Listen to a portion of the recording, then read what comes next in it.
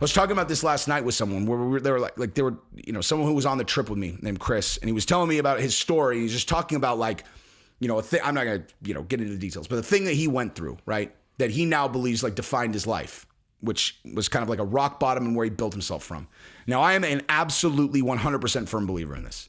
Like a person who's never faced any real struggle is not a person that is going to have a firm backbone. It's not their fault, but like a person who's a superstar basketball player, it goes directly to the NBA after 1 year in college, makes like, $20 million a year, retires age, like they've never faced any real adversity. What they think to be adversity is not real adversity, right? I like guys who have faced real adversity and had to fight through. Welcome back to Chris in Retro. This is where we take a retrospective look at my experiences and the experiences of my guests, and we take a look at the unknown consequences of high-risk living and how to avoid them. We also take a look at when life hasn't worked out so well and the hope and light and options that you have available to you.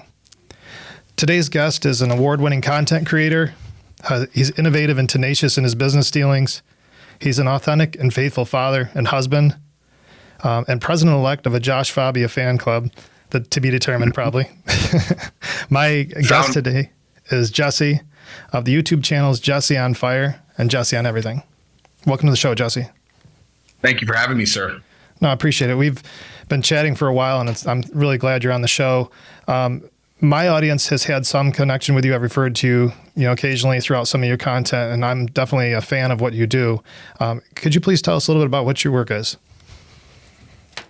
Yeah. So what I'm doing actually full-time content now. So, my background is in technology. I've done a bunch of entrepreneurial stuff. I've built companies. I've sold a couple companies, and I was working in enterprise tech. And then in 2020, started a YouTube channel just talking about mixed martial arts. I was working from home, so I was like, it seems like the right time to do this. And yeah, the channel blew up. And so, yeah, as of about October of 22, I started doing it full time. And that's what I do. The channel Jesse on Fire is about, it's a combat sports channel. And then Jesse on Everything is basically every other possible topic, which tends to land on like culture and politics and every other thing.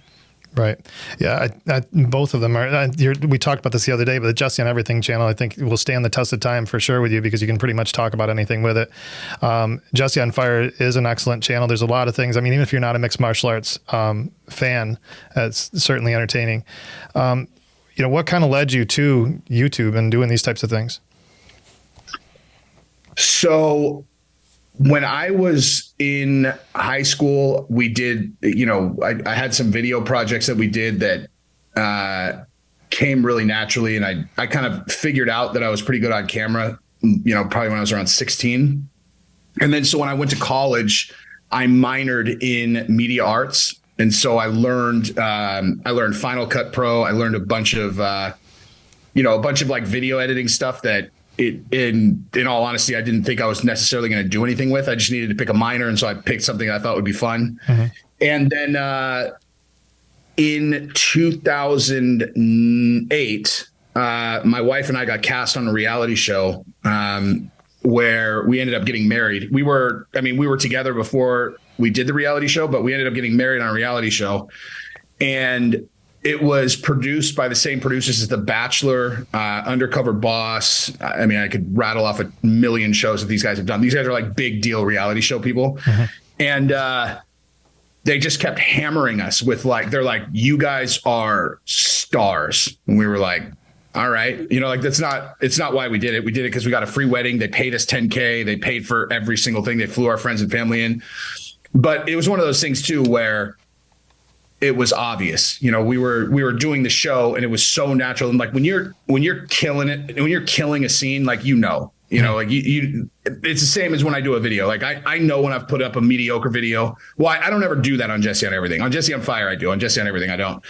But and it was just one of those things. It was like, okay, this is they're obviously telling the truth because it's just objectively true that we're excellent on camera.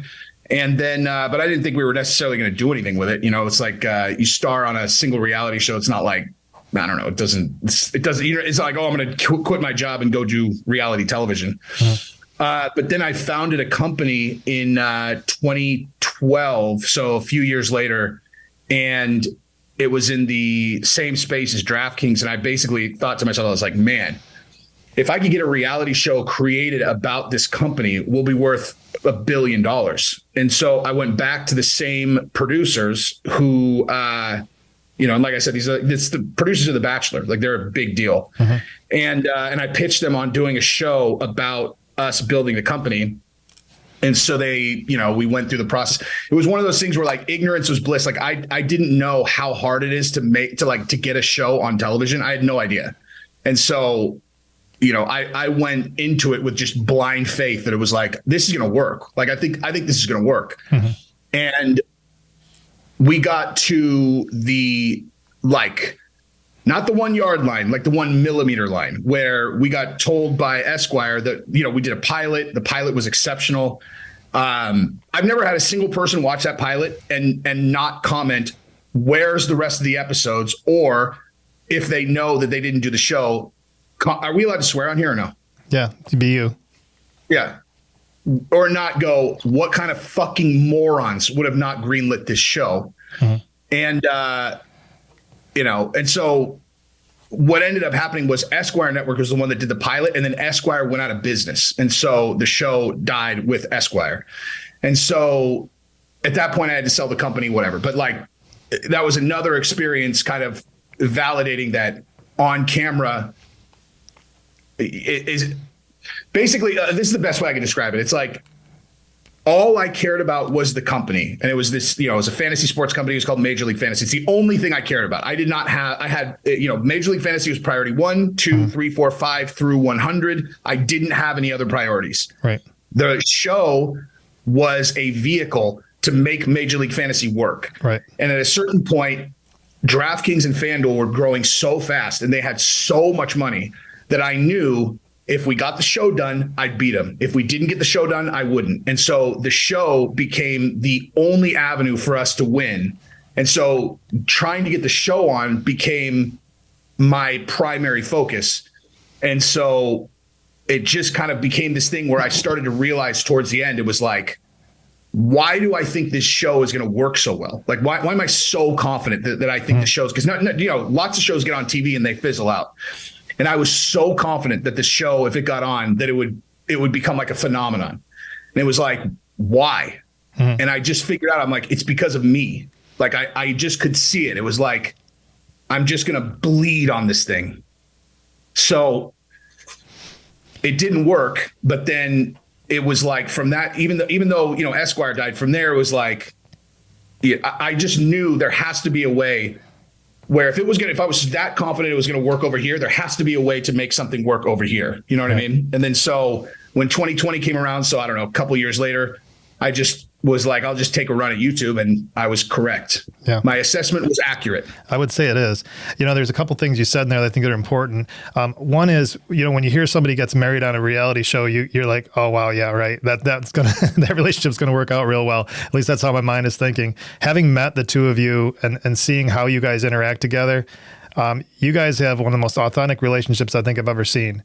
I observe body language more than the words that are said to me. Often I have trust issues like crazy, and I was just watching how you guys interact, even in an environment where you weren't being pretentious, anything. You could just tell that you guys have got it, and in a way that most people don't in relationships. And so to me, that I have a lot of respect for, you know, both of you in that relationship and how that's worked out, especially with a lot of the pressures you have in the public eye. But, you know, there's something that we'll probably touch on later, but you said you were willing to bleed on this thing, and that type of investment, you know, some of the things we'll get into later are important for us to have that level of investment. There could be no turning back, so to speak. I actually did watch the MLB reality show that you had, and, I can see in that space why that was a must to survive. And because those two models, the FanDuel and DraftKings, those are all cost heavy. They're not making any money the first several years, and I don't think one of them's even making money yet.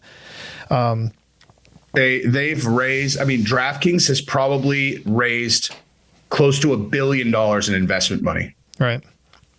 Well, actually, now that they're public, probably much more than that. Much more than that. Yeah, so you have to be a conversation and a feeling at that point, because it's really the math problem is well beyond you if you're a startup. You have to have, it's like I wanted to create an environment where people felt like they'd be betraying me to use them. Yeah. That's interesting that you just said that, because one of the things I've observed about you, you have a unique way of creating followership like nobody I've ever seen.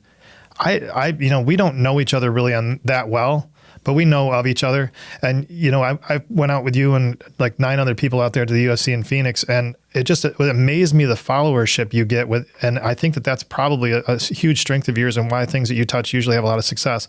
How do you draw people in that you don't really know? Because I think of even in this channel here, this channel is based on passion of a human being that was homeless at one point and wants to invest in the lives of other people. But that creates followership one at a time. You seem to do it en masse. How do you do that?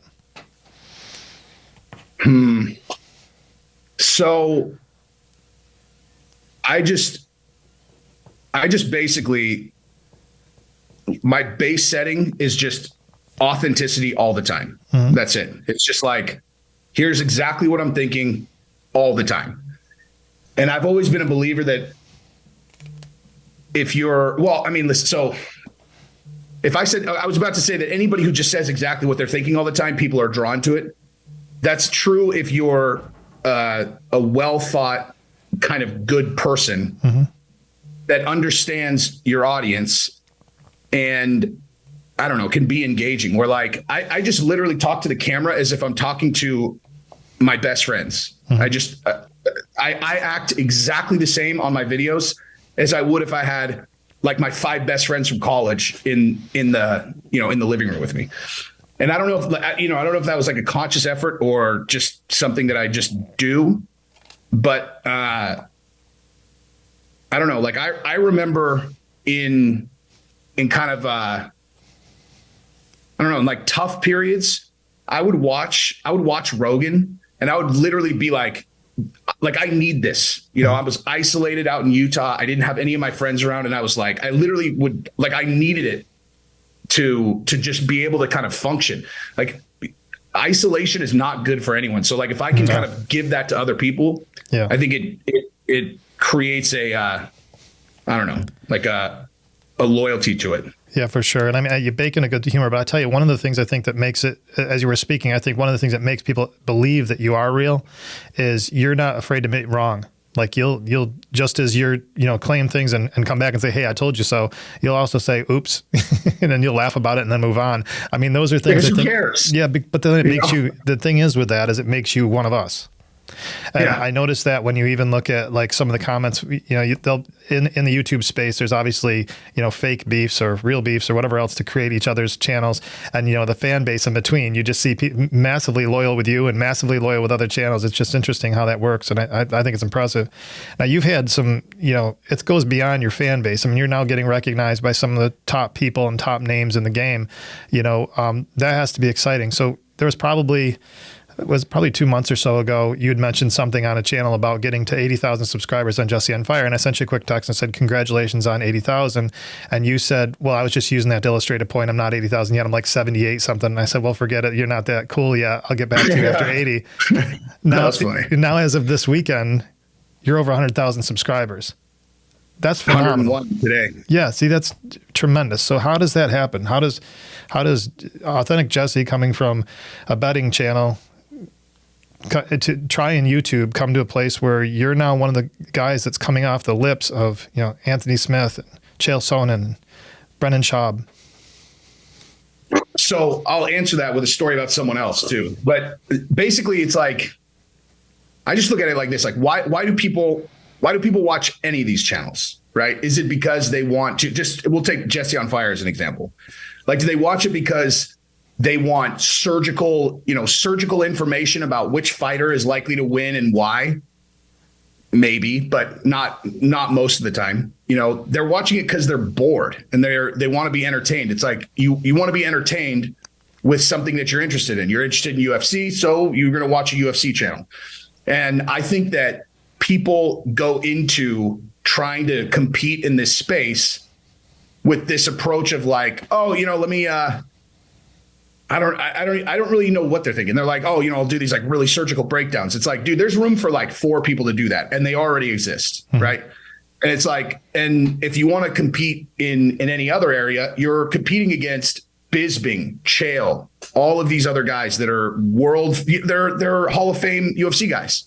So if you're going to, if you're gonna do well in the space, it can't be about your UFC credentials. Like, it has to be about, you can be more entertaining, because at the end of the day, they're not really watching it for UFC. At the end of the day, they're looking to get entertained.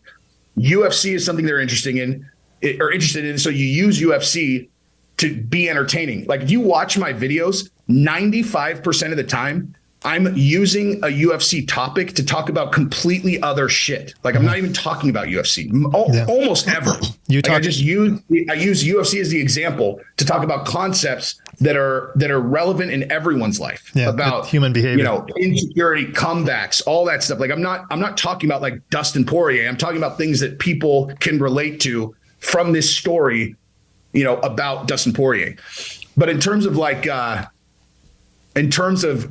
being relevant in the space, I just think that comes with success, or you can fucking troll your way there. And this is just like, I can't get over this story. Like, this is the funniest thing ever. So there's a channel called MMA Guru, right? He's this British guy who's 24 years old. And I can't get over this story, dude. Like, I knew of his channel because we were about the same size when I was just kind of starting to pick up steam. And as I got bigger, people used to start sending, they're all, Guru's talking shit. And he would like have videos of him, like breaking my balls. And I would look, and this is all part of like kind of strategy around what you're doing on YouTube also. So he'd break my balls. I'd get pissed. And I don't ever do anything out of anger without thinking, like really thinking about it. Cause I don't give a shit about anything other than outcomes. And so I wouldn't make a comment on that, Jesse. He wouldn't do it just in one event. He would just come after you and come after you and come after you. I think that was where it was. It wasn't just like one comment. What I realized though is that what I actually watched, it was his followers that were baiting him into it every time. Like, he wasn't going in and being like, I'm going to make a video fucking with Jesse on fire. It was like, he would go in and his chat people would bait him into it. Gotcha. And so I was like, he's not like actually trying to like call me out, number one. But number two, I watch, and he does it to everyone. He literally does it to everyone. There is not an MMA personality that he didn't do that to. And simultaneously, I'm like, okay, so let me just play this out, because listen, dude, anybody who watched any of the stuff that I did on Fabio or anyone else, it's like, if I want to break someone's balls, I'll fucking break their balls hard. Yep. It's not like, he's not like an adversary. I was concerned about having, strong content to, making fun of him. But I don't play reactionary. I play chess. I think 7 steps ahead. I'm like, okay, so if I go at him, how does this play out? And it's like, why is he successful? It's like, he has this army of like insanely loyal viewers. If I make an actual enemy of it, because if I go at him, I'm going to go at him. If I make an enemy of him, they are going to make an enemy of me. They're going to do and a group of 2,000 a group of 200 motivated people online can fuck your whole world up.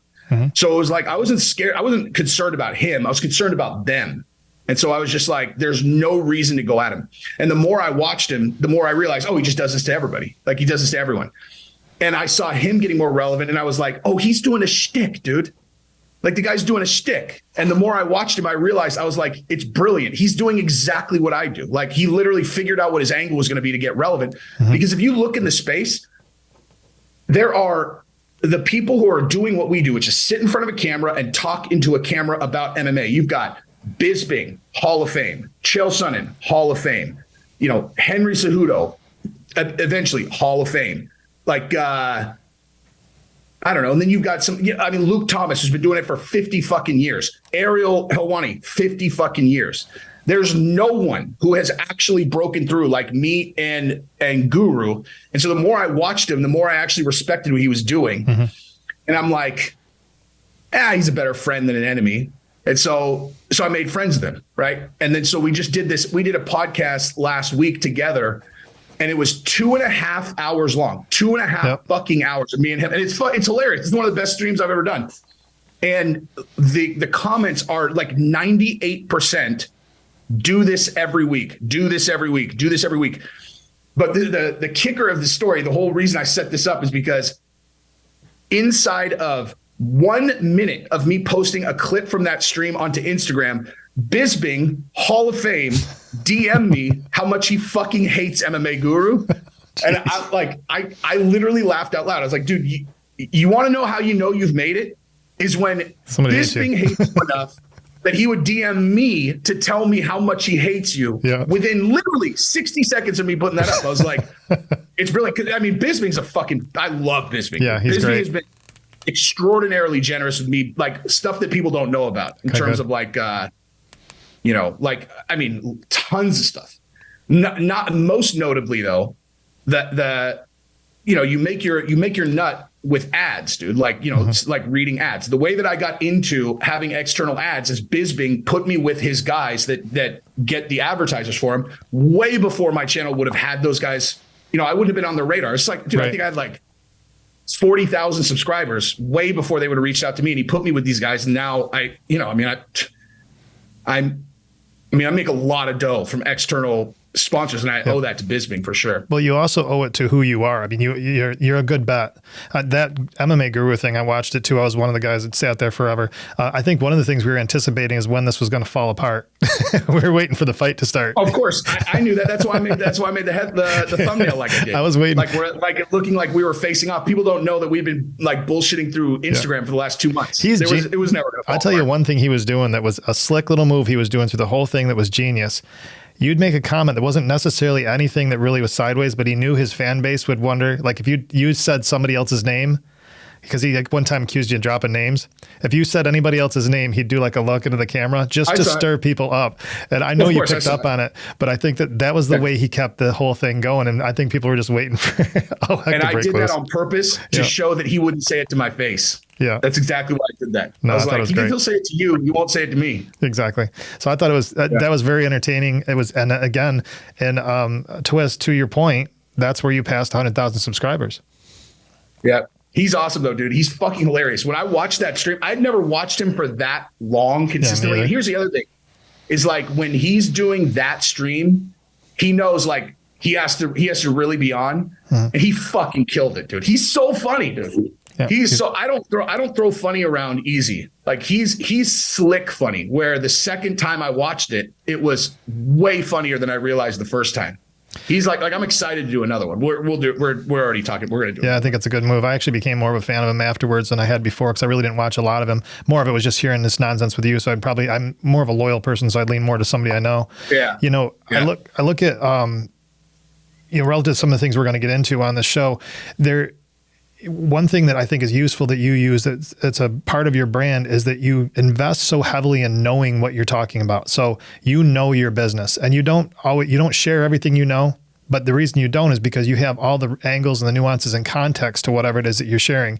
And then if you don't know, you investigate. I've seen some times where you'll remain silent if you're not 100% sure on it, but you will come back with what you need to find out to close the gap there. I think that comes along and helps you in a long way. Probably in many areas of your life. One thing I want to talk about is, you've had a lot. Obviously, this channel has brought you prominence, brought you to where I'm at. Honestly, the reason I was attracted to the channel were really three main things. I thought your Josh Fabia stuff was hilarious because I couldn't believe a grown man was on YouTube calling somebody Elmo and offering him to sit in his lap and tickle him. I was dying. He's like, and you were doing all these things. Someone should go through and make a super edit of every small joke I made about Fabia. Oh my gosh. That might be the... Dude, I got this guy asking to make highlight videos for me. That's exactly what I should tell him to do. I should be like, make a super edit of every small joke I ever made about Fabia. That's why I made you the president-elect of his club, because I'm telling you that was the first video I watched was you were just ridiculously going in on him. And like you wouldn't stop. You just kept going. And the guy kept getting smaller and smaller as the jokes progressed about where you were going to put him in. It was great. In my most recent one, I said I found him in a bag of jelly beans. Yeah, I saw that. But anyway, so, that was that. And then I started watching, and to your point, your content, one of the things that you illustrate, the reason you love mixed martial arts, it's the playing out of a story in somebody's life. You know, the fight is a story. It's there's so much more to that sport, and something I try to convey to people all along. I mean, I was never an accomplished fighter. I was an amateur fighter in a defunct promotion here in Western New York. But, you know, the thing is that there is so much to that sport that goes into it, more than just that stage that you pay per view and whatever opinion you have about the fighter that's there. But there was you had two other stories that were in your life that were really resonated with me and my story. And I guess the first one that really hit home that I heard was, you know, a collapse from a professional perspective. You know, you ran into a real dark season, and you started talking about things like, how does this guy have a similar story to me?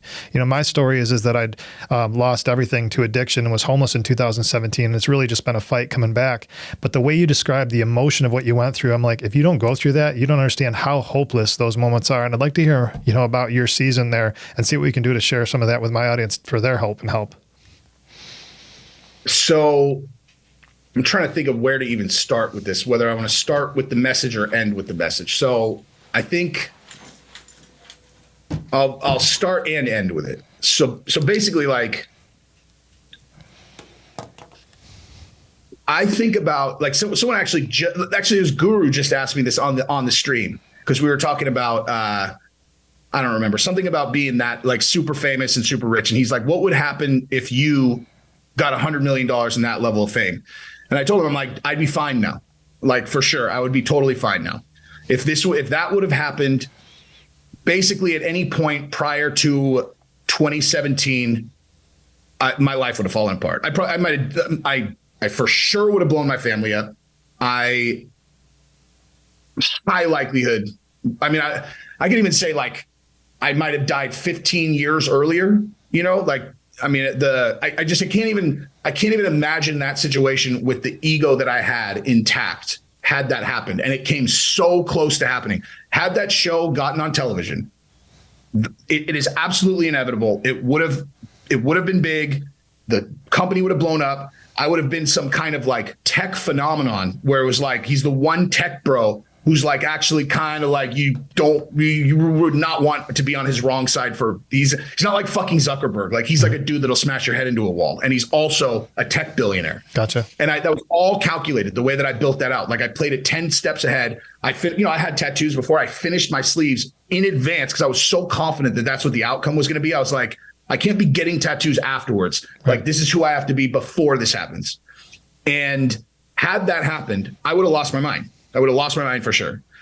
And, you know, so what happened was that one thing, had the show gone to series, everything would have been different. But Esquire goes out of business. I had to sell the company. I sold the company for $8.5 million. About a little less than 3 of that was mine. The majority of that was in stock in the company that acquired us. And so we couldn't sell any stock for 6 months. It was kind of like the staggered thing. You couldn't sell any for 6 months.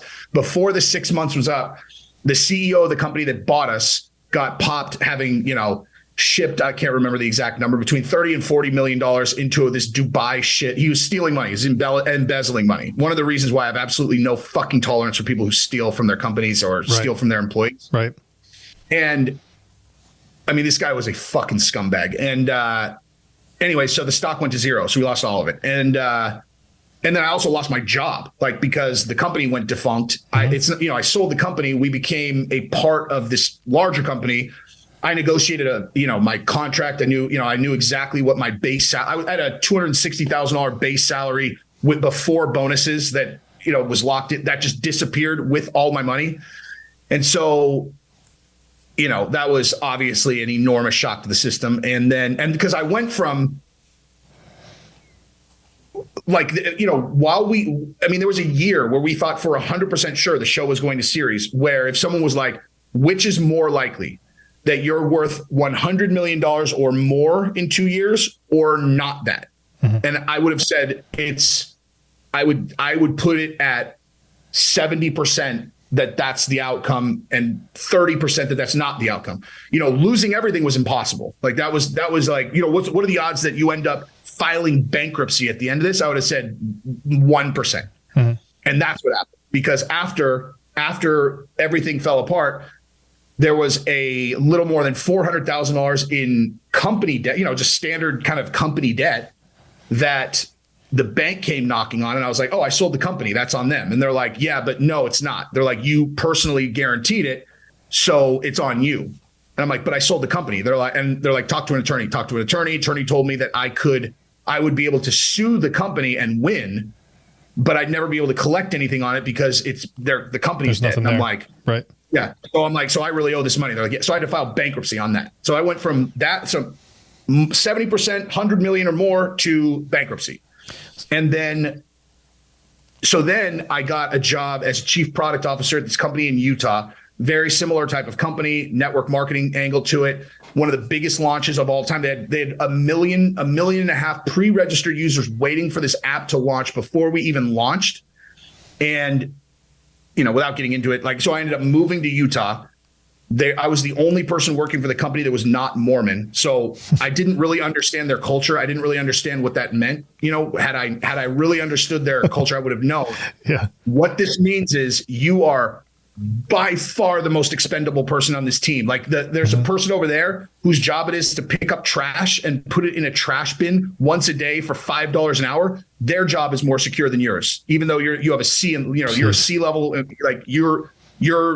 You're gone if anything at all happens. So we launched. I told them in order for this to, all they knew was network marketing. I was the one who knew sports apps. I was the one who knew how to generate money in these apps. And I explained to them the only way this is going to work is if you implement there has to be something on the line. You can't just play the game. To generate money, you either need to be betting something or you have to have fake money in there. Because I figured out very quickly, it's like, yeah, Mormons are not going to allow people to bet on this. They're not that betting is not going to happen. I'm like, so we need to put fake.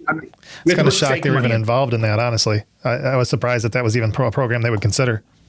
So they didn't. So because I didn't understand. So when I got into it, I didn't really understand network marketing as well as I did. They're like, oh no, the revenue is driven by network marketing, whatever. Mm-hmm. As soon as I got in there and I actually looked at how this was modeled out, I was like, oh, well, okay, but these people can't get paid out from the money generated over here. You have to be generating money in the game. And they're like, right. And they're like, and they'll do that through blah, blah, blah, whatever their stupid fucking idea was. And I'm like, that's not going to work. I'm like, no one's going to fucking buy that. Mm-hmm. I was like, this will not work. This 100% will not work.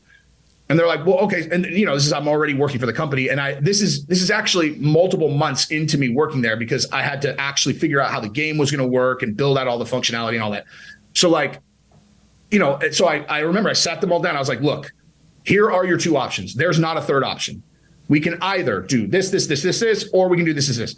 And I remember kind of just these blank looks on their face, kind of and afterwards, this guy who worked for me, he was like, they're not going to do either of those. I'm like, they're not going to do. I'm like, so what's their plan? He's like, I don't know. He's like, but I'll tell you right now, they're not going to do either of those. And I was like, all right. So I just kind of went through the motions. Maybe they know something I don't. Anyway, long story short, it didn't work because they didn't do either of the things that I told them to do. And so when they went to go trim costs, I had negotiated a contract where my salary was higher than the CEO's. And so instantly, first person laid off. And so I'm in Utah. I don't know a single person in the state except for the people who worked at the company. I can't talk to them anymore. I just got fired.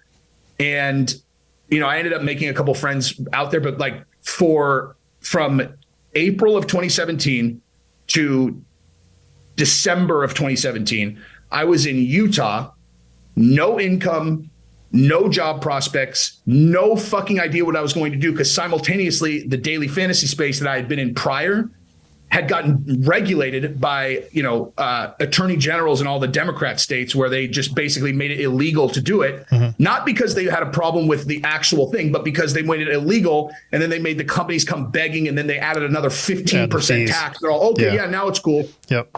It's always a money thing. And so, they put everybody out of business. And so the only angle I had was I was friends with the CEO at DraftKings. And so I played that card. I brought him this idea where, build out basically like a standalone video application where you could promote all kinds of stuff and you could run all these deals, whatever. And the only stipulation I had in the NDA that I signed with them was, if you do this, hire me to run it. Mm-hmm. Right. That's it. I didn't ask for any money, nothing. I was like, if you want to do this, just hire me. Right. And so they did it, and they stole the idea and didn't hire me. And this is one of the most embarrassing fucking business stories I have. The NDA that they signed that had that in it was in an old email that I didn't have access to once it was, so I couldn't get the fucking contract. And so they stole the idea. You mean they wouldn't give you the contract? I'm surprised they would give you a copy of your contract. I'm kidding. I mean, this was, exactly. But like, they didn't do it right anyway. I called it DKTV. And basically, if you look at what I laid out, conceptually, they did exactly what I said. In execution, they completely fucked it up. Like so you, what I think is interesting, there's a couple things about this. First of all, the tenacity to just keep trying one more move. Let's figure out how to do this. Let's keep going. I think that's a characteristic. That's something I consistently try. There's two things here that you actually are calling out. We did not prep for you to say things that I believe are so important to comebacks and recovery and everything else. Is you said bleed on this. Well, I've always said there's a difference between I want to and I will. You've got the I will attitude. The other thing too is there's always one more move to make, no matter how bad things get. But I think my audience has we've got a wide variety of people. We have people that come from very professional environments, like you did. I went from being award winning, and then within 2 years I was sleeping and rolled up in insulation on the top of a barn in the winter here in Western New York. I mean, that stuff can fall apart pretty quickly. But what I find interesting is that we also have people that come back that have never known anything more, and they don't even understand what else is out there for them. The same principles that got you through this season are that tenacity that says, I'll find one more move to make. I'm going to keep going forward. But what I want to talk about is, what was going through your mind? And just as a sidebar, that 2017 was my year that all heck collapsed too. By the way, I didn't know that about you. It was February 2017 that the homeless stuff started. It took the better part of 2017 for me to get my feet back underneath me. I served out my final incarceration that year as well. So, I mean, all this stuff was all 2017 for me too. So I didn't know that we related there. But I think for you, when everything fell apart, regardless of where you're coming from, what did that feel like as a dad, as a husband, as a professional, as a person that's driven, full of pride? Yeah, I hadn't even gotten to that yet. So coming out of college, I went into real estate. I made a lot of money. So it was easy for me to kind of feel like I had a 12-inch dick right out of college and through, and then 2008 happened. That was pretty rough for a year or two, but I was still pretty young. And then, basically I had lots of reason to kind of like blow my head up all the way until 2017, especially when I had the company and I had a TV show and I knew it was going to work. I mean, like my ego was fucking enormous. And then this happened and I was between Major League Fantasy and the Utah company. I was still fighting and I was still in total commitment mode. So I didn't really have time to feel sorry for myself, even though there was, I don't know, maybe like 6 months there where I was, in between things, but it didn't sink in at all. In 2017, when I got fired out there, that's when it was like someone just like reached into me and just pulled everything. I had nothing, dude. Like I had nothing, dude. And so like I had no options. I had no story to tell myself, nothing other than every single, I think like the core piece of like there's confidence and there's ego. Ego is not real confidence. Ego is hollow fucking nonsense that people think is confidence that's not actually confidence. And I think that the main driver of the ego is feeling like getting gratification out of beating other people and knowing that they're jealous of you, like knowing that compared to what you're doing, I'm beating you, and that makes me feel good that you wish you were me. Something like that. Don't you think that most people that have that ego thing, it's really fear-based because they're not going to put their toe in the line, stand right in front of you and deal with an issue. The reason they put all that ego off is to push you away and make you think that you're less than them. At least that's been an observation I've had in my life. I don't know a lot of people with big egos that really, when push comes to shove, somebody that has the will to see through it, they can outlast that. Well, a lot of them have never faced real adversity. That's honestly what it is. It's like all they know is they've never had their world ripped out from under them. Because you want to know what goes away with that is your fucking ego. That's sure. What I'm saying is that whole time during 2017 and honestly, even more than 2017 was 2018. So like that, I wouldn't trade that experience or anything because during 2017, there was no possible way for me to tell myself any other story than every person that I know who's my age is beating me. I'm losing to fucking everyone. There's not one person that is not beating me. I'm unemployed. I have no fucking options. I have 3 kids now as of, halfway through 2017. I have you think my wife is stoked she married me? We're unemployed in fucking Utah with no options, stressing the fuck out every single day. No idea what I'm going to do. Literally no options. Like, I've been doing what I've been doing for years. Like, and that industry doesn't exist. I don't have an option in the world. There's nothing that I can possibly do. So it was honestly, I'd be like, it was one of the, I can't even really describe the feeling. It's like I was still doing things to try to put things together, because I don't really have that thing where you just give up, Yeah.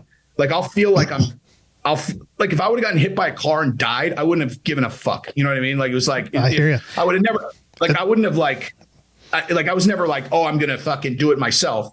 But it was like, I don't care. So that's the thing that people misunderstand. The people misunderstand that part. It's not that you're suicidal. It's just you don't care about other people's well-being or yours, because you've just got so much in your mind. You're trying to figure out how to sort everything out.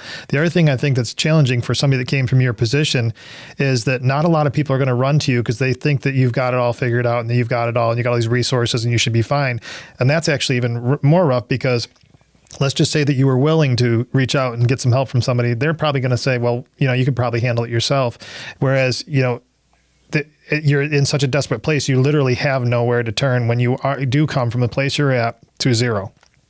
It is only you. Dude, what I needed a fucking job. Like, I needed a job that where I could support my family. And so, that's why 2018 was probably at least the first half of 2018. So the job that I took was in enterprise software sales. Okay.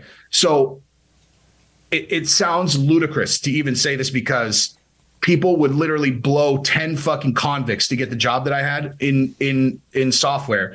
But part of my entire thing when I was doing what I was doing before was I would never, ever do a job like that. Like, those jobs are for dead people that have no options. Like, They have no passion. They just go sell something for someone else. Again, this is like having never lost. Like, that's the thing, is I was coming from a place of having never really fucking lost, never had to face real adversity.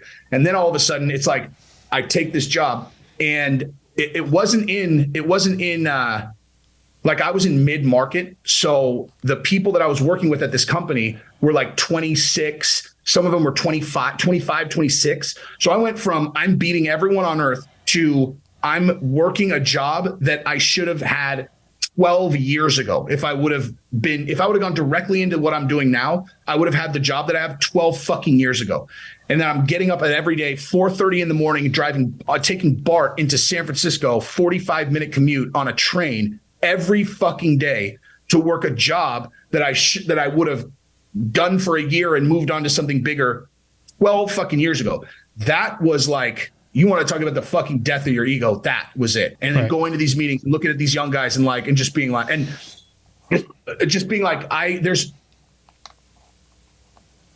don't know how it could get worse than this. And then, and then by the end of the year, I closed the biggest deal of the year. And then the following year, I closed the last deal that I closed in 2019. I made $150,000 commission on one deal. And that at that moment, so 2019 was much better than 2018. But 2019, when I closed that deal, and that obviously put me in a much, that was that was where I was like, oh, I won again. Even though I don't want to be doing this at all, I just made 150 grand on a fucking single deal that I closed. It's but the thing now I've hit a moment where I can't complain. There's no way to tell anybody a story. I built myself back. I successfully built myself back. And then I started the channel. I started Jesse on Fire probably 2 months after that check came through. And now I'm beating everyone again, but I don't care. I don't look at it like that. I'm beating everyone but not because of money, because I'm I found a way to do what I'm actually genuinely passionate about and gifted at professionally. And it's the same. I have the same feeling as I did with Major League Fantasy, but not the same, because I don't need to rely on like this is all me. There's not one fucking person helping me. I'm not relying on anyone. I do everything. I film, I do the sound, I edit everything, I do the thumbnails, I do the fucking titles. I rely on no one. And so I don't need to like only I could fuck this up, you know? Like there's literally I think that you share only I could fuck it up. But I think that you share there's a commonality where I see there's an independent artist, Tom McDonald. Him and his girl Nova, actually my daughter's named after that name, Nova.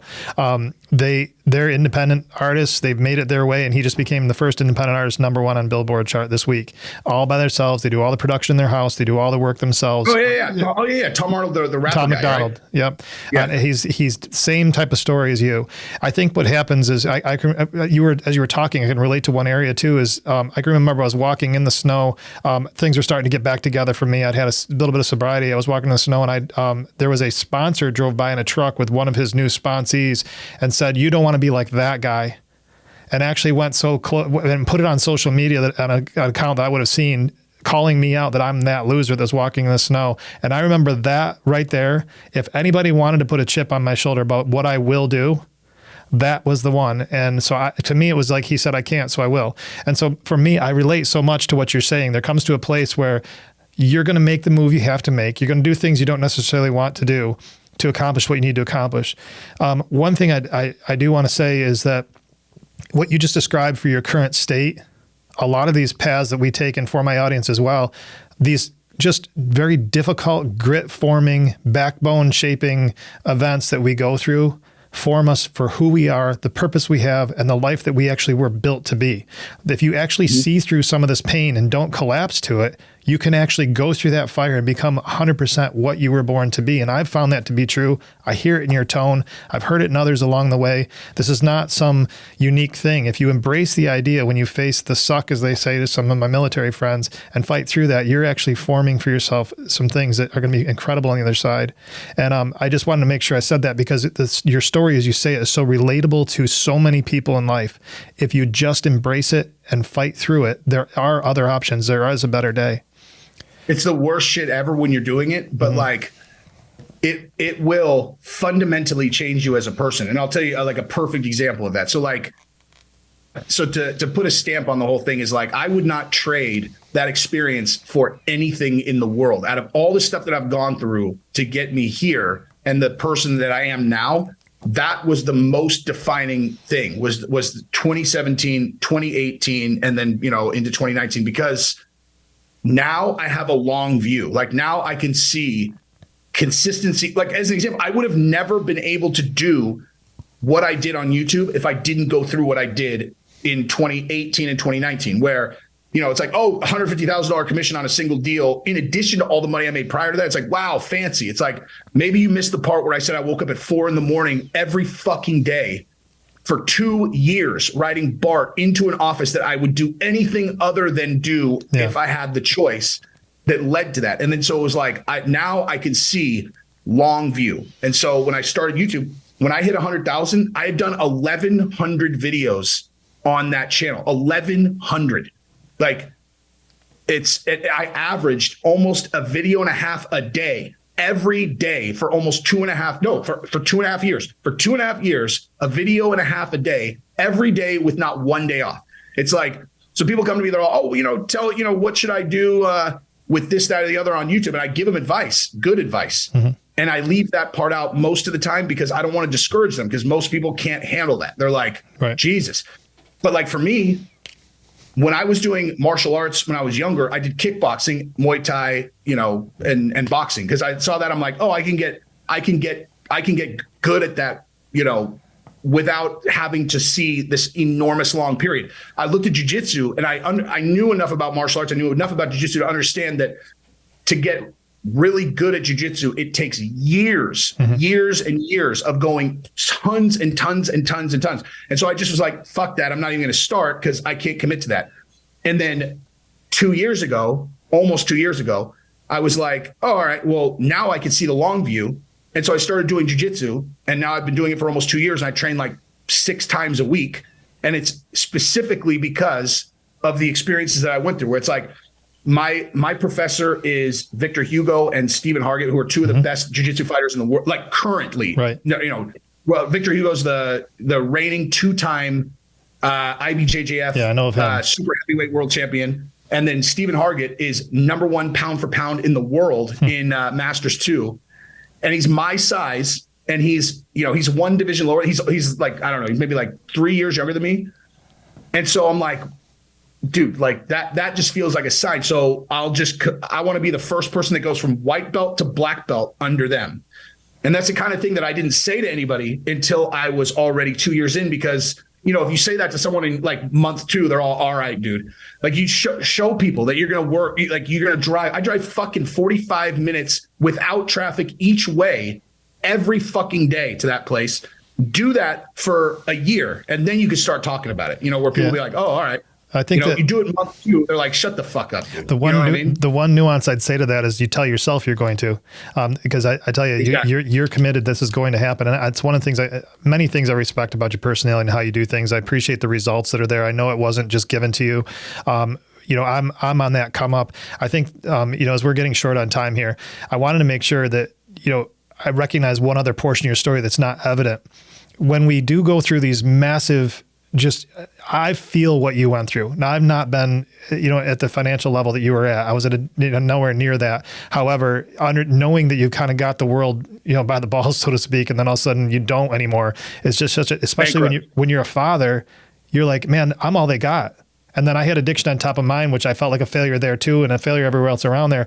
But then we come through these storms and we come out the other side and we start to do the things that are actually going to invest in what our dreams are, but also impact the ones that we love the most around us. One thing that you don't talk about is how you're actually investing in other people and benefiting them. My next stage in my recovery journey has been this show. The investment, I've done many other pieces of work. I'm an ambassador with Shatterproof. I do a lot of work there, but this show is my new angle to make sure that I find another way to invest in life, to say, look, there is a better option out there. And you specifically, not knowing me, invested in me. And I know you do it with others all across the board. That's part of why you were delivered from the mess you were in, is because you actually can help other people get through their mess too. And when we do that, if people are willing to do the work, now there's no self-help book and there's no way to hand a sticker to somebody and say, you did this. You're going to have to grind it out at nights when you're not sleeping, do work. It's just the way it is. But I appreciate that portion about you. What's that? I wanted to die. I wanted to die through 2017 and 2018, but I did it anyway. Sure. Like that's the whole thing, is like, it doesn't matter how you feel. It matters what you do in terms of results. And when you get good results, you'll feel good. If you feel bad and that causes you to not do the things you're supposed to do, then you'll have nothing but bad results in the future. You have to just this is the last thing. I know we're almost out of time. This is the last thing that I'll say, because this is actually really important, and it applies across the board. This is the way to success. When you start on a journey, you can't create a goal that you don't have 100% control of. So like, if you're going to start a YouTube channel, you don't set a goal that you want to have 5,000 subscribers by the end of year 1 or 10,000 by the end of year 2 or any of that. You set a goal that you have total control over, that you think will lead to a good outcome, that are the actual metrics that matter. So as an example, you set a goal that you're going to do a video every single day for 2 years, and then you do it, and then you see where your results are. Like, that's the only way that you're going to do anything really. And it's the same in work. Like, I'm going to go, if you're a sales job, I'm going to do 30 outbound emails every single day, Monday through Thursday, no matter what my pipeline looks like. I'm going to do that every single day, and that will drive good outcomes. That. Everyone knows that. Mm-hmm. But if you just think about what your number is, and if you're going to hit your number, that doesn't drive good outcomes. You have to do the thing. So set those goals, because you have total control over whether or not you do them or not. Right. And then do them. I'm a big fan of that. I'm a big fan of the business plans. I actually manage a sales team now in the federal government space, and they all just went through the exercise of doing their business plans. It's great to say you want to hit your variable comp number, but you're not going to do it if you don't have a plan to get there. But I appreciate the insight today, Jesse. I'd love to have you back on at some point. There's so much more to your story, but this was definitely massively impactful in terms of illustrating what we talk about here. Your retrospective look is 100% in line with what I've been saying. You may think that you've got the world all figured out. There's oftentimes things out of our control that get you in a bad place. What are you going to do when you get there? Are you going to sit back and be a victim to what's there? Or are you going to work hard, hear the advice of Jesse and others, and rise above it? Jesse, I do appreciate you being here. Please like and subscribe to the channel. Is there anything else that, Jesse, you want to leave in closing here? That's it, my man. We'll All right, do it again. make sure you check out Jesse on Fire, Jesse on Everything. They're two great channels. And until we talk again, stay productive and stay out of trouble.